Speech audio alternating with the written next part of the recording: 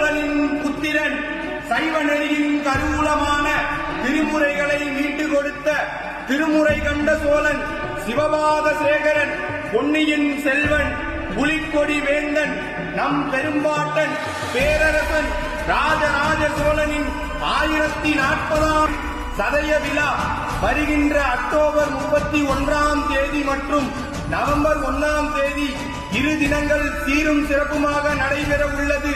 வருகின்ற 31ஆம் தேதி வெள்ளிக்கிழமை மாலை 5 மணிக்கு நமது திருக்கைலை சிவபூதகணங்கள் சார்பாக கும்பகோணம் மகாமகம் குளக்கரை 4 வீதிகளில் ராஜராஜ சோழன் திருவீதி உலா நடைபெறும்.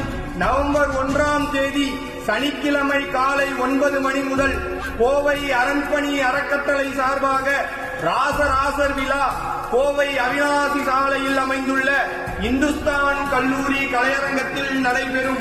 1ஆம் தேதி மாலை 5 மணிக்கு தமிழ்நாட்டின் நெற்களஞ்சியத்தில் சிவனாருக்காக அவர் உருவாக்கிய 1000 ஆண்டுகள் கடந்து தமிழ் போல் கம்பீரமாக நிற்கும் தஞ்சை பெரிய கோயிலில் இருந்து சதய விழா நாயகன் புறப்பட்டு தஞ்சையின் 4 ராஜமாட வீதிகளில் வலம் வர இருக்கிறார்கள்.